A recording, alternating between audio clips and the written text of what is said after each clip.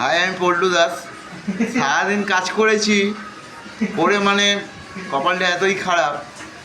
মানে দেখো আমাদের খাবারটা কি পড়েছে, মানে আমরা এমন মালিকের কাছে কাজ করি।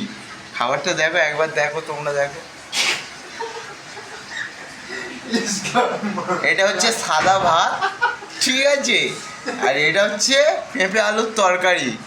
তা বন্ধু, আমরা ব্যাটা ছেলে, আমরা হচ্ছে ছেলে, আমরা শুধু ভাতও খেতে পারি, আমরা মদও খেতে পারি, আমরা মাংসও খেতে পারি, আবার আমরা লোককে খাওয়াতেও পারি।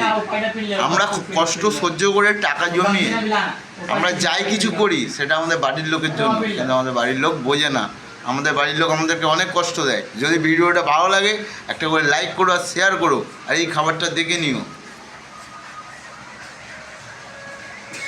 তবে এটা কষ্টের ফল, এটা আমি খাচ্ছি, এটাই আমার কাছে বিরিয়ানির সমান, ঠিক আছে। তা আমি এতে কোনো রাগ করার কিছু নেই, কারণ এটাই আমার হয়তো প্রাপ্য ছিল, ঠিক আছে। যদি ভিডিওটা ভালো লাগে লাইক করো, কমেন্ট করো, শেয়ার করো, আর কষ্টটা লোককে পৌঁছে দিও।